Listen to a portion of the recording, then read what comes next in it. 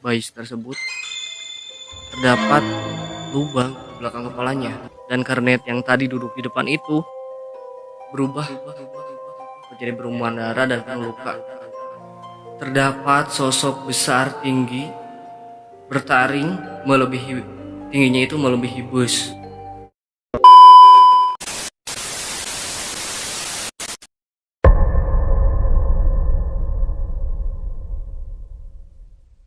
Selamat datang di channel Mister Basi.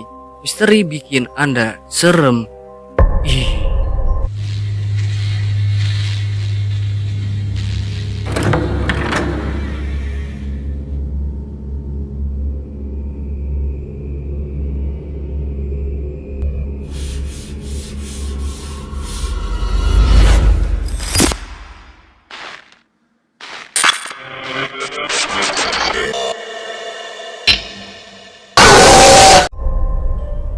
Oke, di sini gue bakal nyeritain tentang warung goib ya cuy.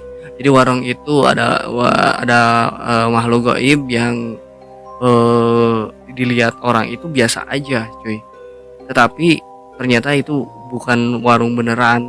Jadi ya warung itu adalah warung makhluk gaib gitu cuy. Oke, seperti apa ceritanya? Sebelum kalian mendengarkan atau menonton, kalian harus subscribe. Dan kalau kalian suka, kalian like dan kalian share ya cuy. Terima kasih sudah mendukung channel ini. Semoga kalian sehat selalu dan dimurahkan rezekinya. Dan maaf bila ada yang kurang pas di cerita ini, karena gue juga masih belajar ya cuy. Oke, mulai ceritanya.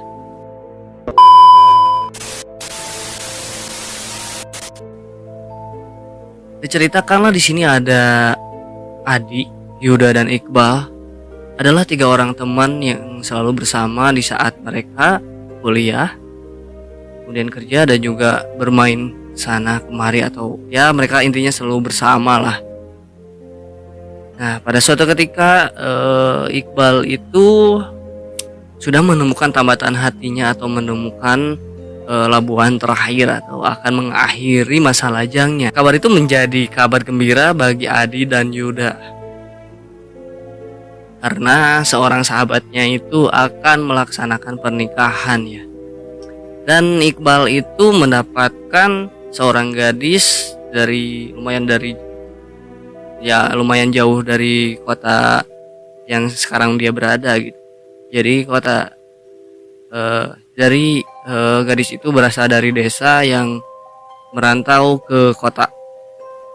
Iqbal harap kedua temannya itu bisa menghadiri pernikahannya nanti.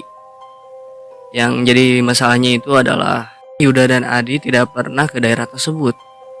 Jadi dia hanya bermodalkan Sherlock dari Iqbal. Dan hari pernikahan pun akan segera tiba. Adi dan Yuda bersiap-siap untuk menuju ke lokasi yang akan ditujunya. Singkat cerita, Adi dan Yuda pun berangkat pada pukul 9.00 pagi menggunakan motor. Yuda yang menyetir dan Adi yang dibonceng. Mereka mengikuti arahan dari Google Maps. Selang beberapa waktu mereka berada jauh dari kota mereka.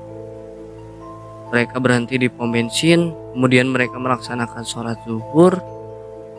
Mereka pun bergegas kembali setelah melaksanakan sholat zuhur dengan bergantian menyetirnya.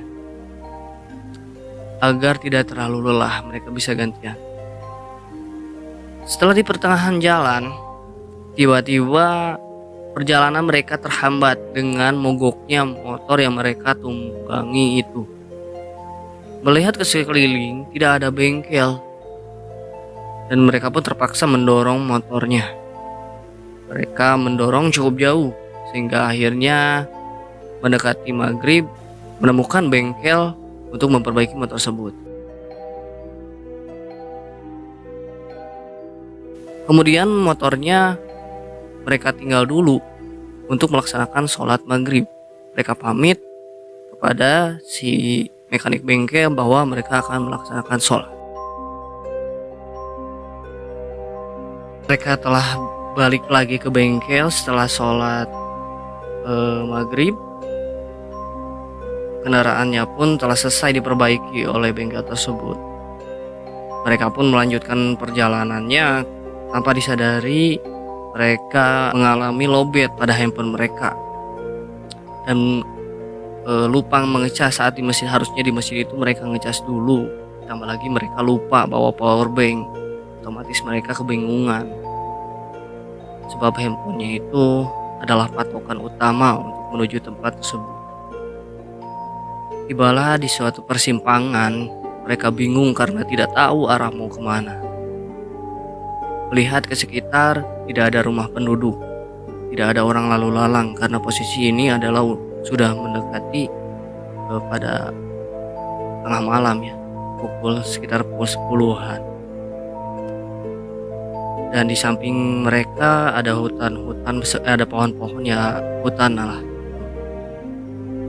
Dan mereka pun berdiskusi kemana arah yang harus kita tempuh, sementara tidak ada petunjuk atau seorang pun yang bisa mereka tanyai. Mereka terus menyusuri jalan yang gelap dan tanpa ada penerangan, jalan sedikit pun, hanya menggunakan lampu motor mereka. Tiba di sebuah turunan, mereka samar-samar melihat seorang yang berjalan di depan dengan menggunakan obor. Ketika didekati, ternyata sosok tersebut adalah seorang nenek yang berusia sekitar 80 tahunan dengan membawa sebuah tikar mirip tikar yang dibawa ke kuburan. Mereka pun berhenti dan turun dari motor dan menghampiri nenek tersebut. Yuda pun bertanya kepada sang nenek, "Permisi nek, kalau jalanmu ke kota A kemana ya?" Nenek pun hanya menunduk tanpa melihat kepada mereka dan menunjukkan menggunakan tangan tanpa berbicara. Dan mereka pun sedikit agak heran kenapa nenek itu tidak berbicara sepatah kata pun, hanya bisa menunjukkan arah menggunakan tangan. Malam semakin larut, mereka pun merasa ya udahlah, lanjut aja, nggak usah dipikirin, nggak ambil pusing. Kemudian perjalanan dilanjutkan. Selang lama mereka pun merasa lapar, haus, serta kelelahan. Mereka sedari tadi tidak menemukan tempat atau warung yang menjual makanan. Mereka pun terus berjalan di kegelapan dan hanya bermodalkan lampu dari kendaraan mereka. Terdengar suara kendaraan seperti suara bus dari belakang mereka.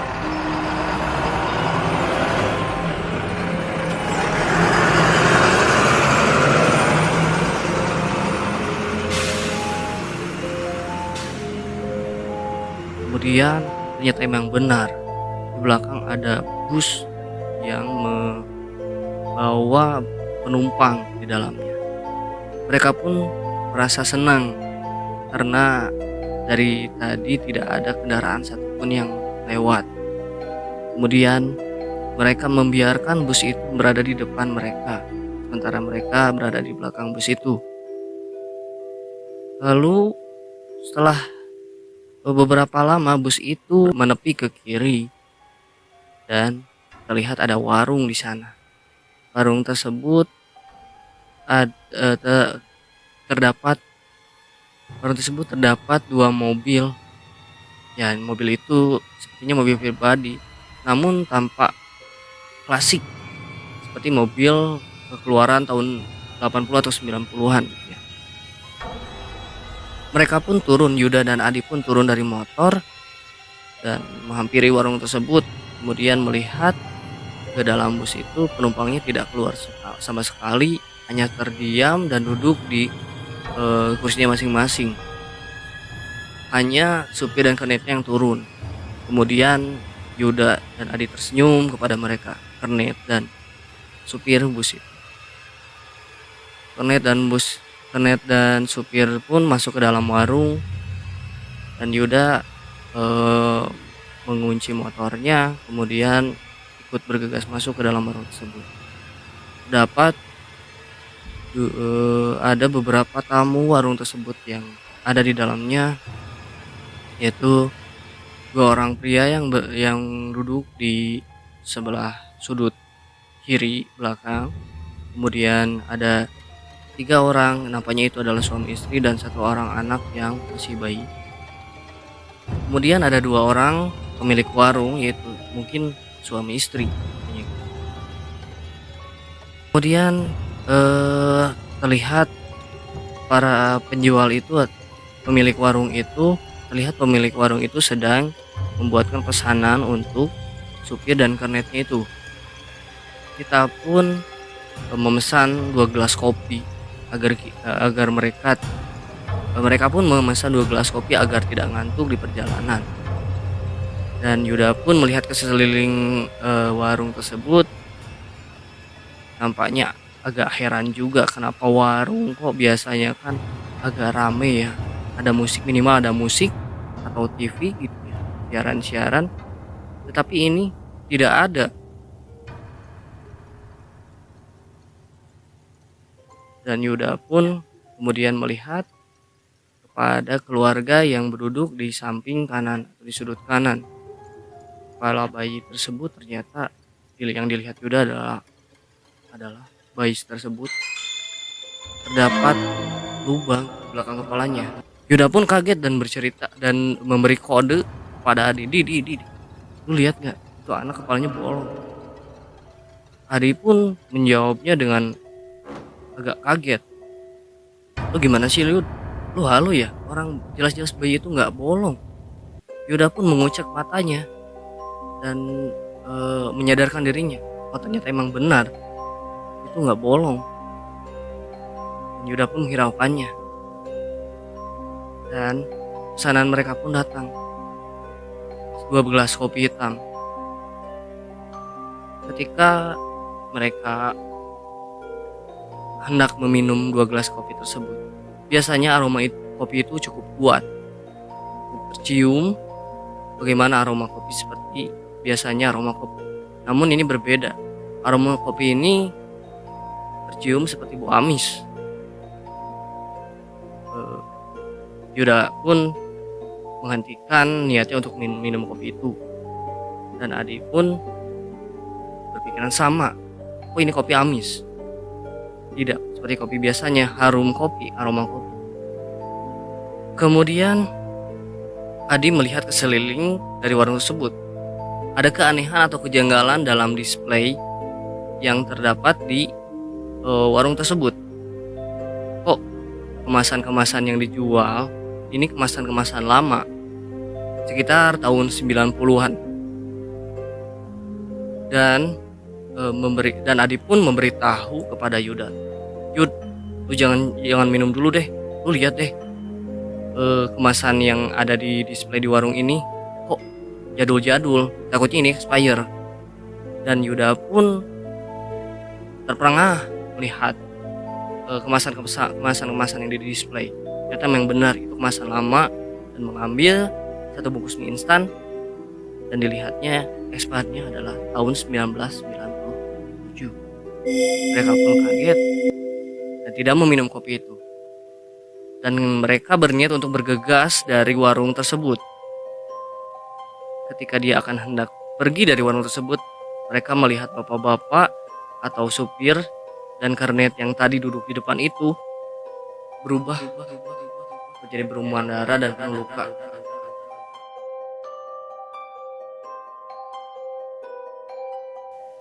Kemudian melihat lagi ke sekeliling dari warung itu, orang-orang yang ada di warung itu ternyata sama, berlumuran darah dan penuh luka.